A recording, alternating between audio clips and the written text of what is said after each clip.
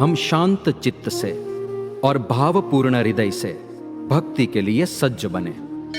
आरती से पहले भगवान की अलौकिक महिमा का चिंतन करें। हे स्वामीनारायण भगवान,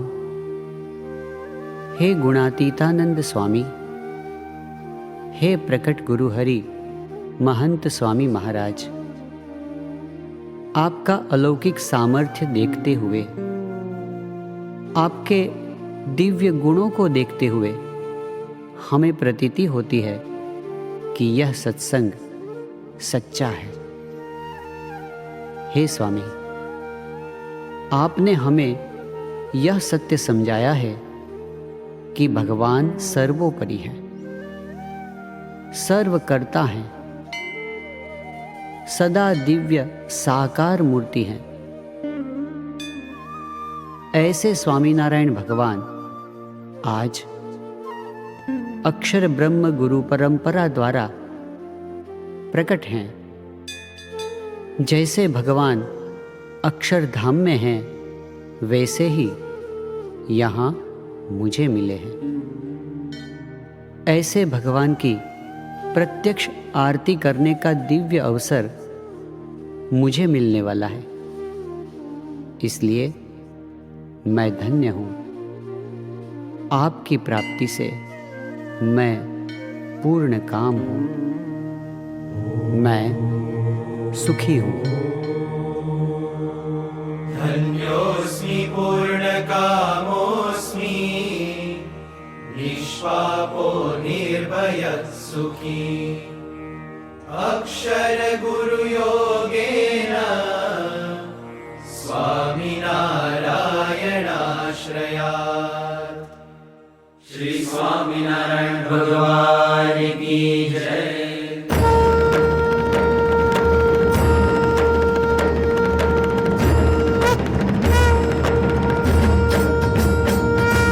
जय स्वामिनारायण,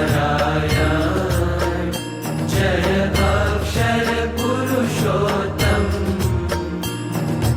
अक्षर पुरुषोत्तम जय, अक्षर पुरुषोत्तम जय।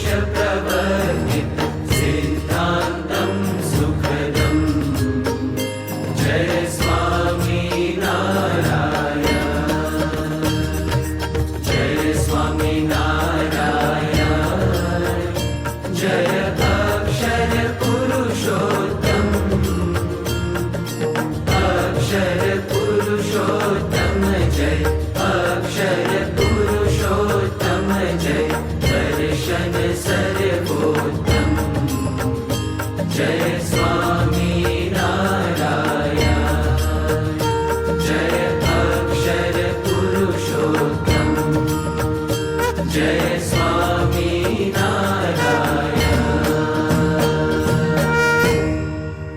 श्री स्वामिनारायण भगवान की जय। अक्षर पुरुषोत्तम महाराज की जय। गुणातीतानंद स्वामी महाराज की जय। भगत जी महाराज की जय। शास्त्री जी महाराज की जय। योगी जी महाराज की जय। प्रमुख स्वामी महाराज की जय। महंत स्वामी महाराज की जय। अंतर्यामि परात्परं हितकरं सर्वोपरि श्रीहरि। साकारं परब्रह्म सर्वशरणं कर्ता दयासागरम्। आराध्यं मम इष्टदेव प्रकटं सर्वावतारी प्रभु। वन्दे दुःखहरं सदा सुखकरं श्रीस्वामिनारायणम्। साक्षादक्षरधाम दिव्यपरमं सेवारतं मूर्तिमान्। सर्वाधार सदा स्वरोम विवरे ब्रह्माण्डकोटिधरम्। भक्ति ध्यान कथा सदैव करणं ब्रह्मस्थितिदायकम्। वन्दे अक्षर ब्रह्मपादकमलं गुणातीतानन्दनम्। श्रीमन्निर्गुणमूर्तिसुन्दरतनु अध्यात्मवार्तारतम्। देहातीतदशा अखण्ड भजनं शान्तं क्षमासागरम्। आज्ञापालन तत्परं गुणग्रहि निर्दोषमूर्ति स्वयं।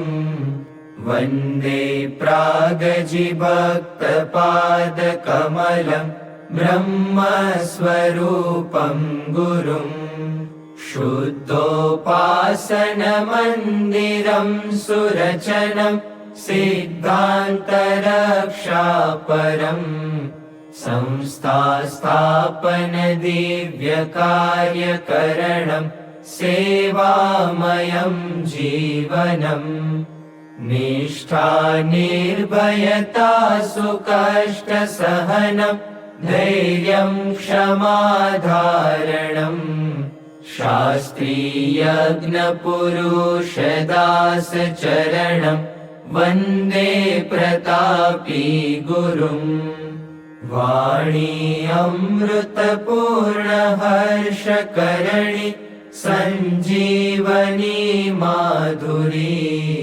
दिव्यं दृष्टिप्रदान दिव्यहसनं दिव्यं शुभं कीर्तनम्। ब्रह्मानन्द प्रसन्न स्नेहरसितं दिव्यं कृपावर्षणम्। योगी जी गुरु ज्ञान जीवन पदे भावे सदा वन्दनम्। विश्वे वैदिक धर्म मर्म महिमा सत्संग विस्तारकम्। वात्सल्यं करुणा अहो जन जने आकर्षणम् अद्भुतम्। दासत्वं गुरुभक्ति नित्य भजनं संवादिता साधुता। नारायण स्वरूप स्वामी प्रमुखं वन्दे गुरुं मुक्तिदम्। दिव्यं सौम्यमुखारविन्द सरलं नेत्रे अमीवर्षणम्। निर्दोषं महिमामयं सुहृदयं